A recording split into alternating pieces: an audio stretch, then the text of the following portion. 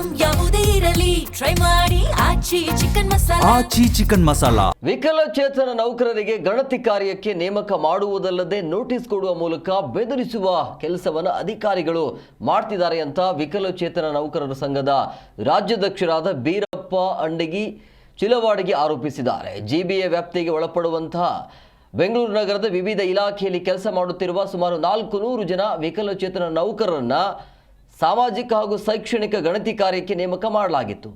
ಇಂತಹ ಎಡವಟ್ಟನ್ನು ಪ್ರಶ್ನೆ ಮಾಡುವ ಮೂಲಕ ಸರ್ಕಾರ ಮುಖ್ಯ ಕಾರ್ಯದರ್ಶಿಗಳಿಗೆ ಸಂಘದ ವತಿಯಿಂದ ಮನವಿ ಸಲ್ಲಿಸಿದ ನಂತರ ಜಿಬಿಎ ಆಯುಕ್ತರಿಗೆ ವಿನಾಯಿತಿ ನೀಡುವಂತೆ ಪತ್ರ ಕಳುಹಿಸಿದರೂ ಕೂಡ ಯಾವುದೇ ಪ್ರಯೋಜನ ಆಗಲ್ಲ. ಕೊನೆಗೆ ಹೋರಾಟ ಮಾಡಿ ಗಣತಿ ಕಾರ್ಯದಿಂದ ವಿನಾಯಿತಿ ಪಡೆದುಕೊಳ್ಳಲಾಯಿತು. ಪುನಃ ಈಗ ಕೇಂದ್ರ ಸರ್ಕಾರ ಕೈಗೊಂಡಿರುವ ಗಣತಿ ಕಾರ್ಯಕ್ಕೆ ಜಿಬಿಎ ವ್ಯಾಪ್ತಿಯ ವಿವಿಧ ಇಲಾಖೆಯಲ್ಲಿ ಕೆಲಸ ಮಾಡುತ್ತಿರುವ ವಿಕಲಚೇತನ ನೌಕರರನ್ನ ಪುನಃ ನೇಮಕ ಮಾಡುವ ಮೂಲಕ ಮತ್ತೆ ವಿಕಲಚೇತನ ನೌಕರರು ಆತಂಕಕ್ಕೆ ಒಳಗಾಗುವಂತೆ ಆಗಿದೆ ಅಂತ ನೋವನ್ನು ತೋಡಿಕೊಂಡಿದ್ದಾರೆ.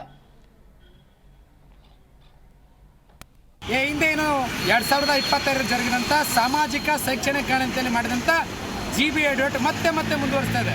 ಇವತ್ತು ಬೆಂಗಳೂರಿನಂಥ ಮಹಾನಗರ ಪಾಲಿಕೆಯಲ್ಲಿ ರಾಜ್ಯದಲ್ಲಿ ಎಲ್ಲಿಲ್ಲದಂತೆ ಬೆಂಗಳೂರಂಥ ಮಹಾನಗರ ಪಾಲಿಕೆಯಲ್ಲಿ ಮಾತ್ರ ಕೆಲಸ ನಿರ್ವಹಿಸುವಂಥ ಕಂದಾಯ ಇಲಾಖೆ ಇರ್ಬೋದು, ಸಚಿವಾಲಯ ಇರ್ಬೋದು, ಆರೋಗ್ಯ ಇಲಾಖೆ ಇರ್ಬೋದು, ಜಲಮಂಡಳಿ ಇರ್ಬೋದು, ಈ ರೀತಿಯಾಗಿ ಸುಮಾರು 400 ಜನ ವಿಕಲಚೇತನರು ಮತ್ತೆ ಏನು ಏಪ್ರಿಲ್ 16ರಂದು ಜರುಗುವಂಥ ವಿಕಲಚೇತನರನ್ನ ಗಣತಿ ಕಾರ್ಯಕ್ಕೆ ನೇಮಕ ಮಾಡಿದ್ದು ನಮಗೇನಪ್ಪ ಅಂದ್ರೆ ಭಾಳ ನಮ್ಮ ವಿಕಲಚೇತರಿಗೆ ಭಾಳ ಇದು ಒಂದು ಹೊರೆ ಮೇಲೆ ಹೊರೆ ಮಾಡಿದಂತಾಗಿದೆ. ಅದು ವಿಶೇಷವಾಗಿ ನನಗನ್ಸುತ್ತೆ ಈ ಸಂಬಂಧಪಟ್ಟ ಅಧಿಕಾರಿಗೆ ಒಂದು ಕಾಮನ್ ಸೆನ್ಸ್ ಇಲ್ಲ ಅಂತ ಅನಿಸುತ್ತೆ. ಯಾಕಂದರೆ ವಿಕಲಚೇತನರು ನೌಕರರು ನಾವು ವೇತನ ಪಡಿಬೇಕಾದ್ರೆ ಆ SRMSನಲ್ಲಿ ನಾವು ವಿಕಲಚೇತನರಿದ್ದೀವಿ, ನಮಗಾಗಲೇ ನಾವು ವೇತನ ಆಯದಲ್ಲಿ 6% ಮೂಲ ವೇತನಕ್ಕೆ 6% ಪಡಿತಾ ಇರ್ತೀವಿ. ನಮಗೆ PH ಕನ್ವೀನರ್ ಸನನ್ಸ್ ಅಂತ ಕೊಡ್ತಾ ಇರ್ತಾರೆ.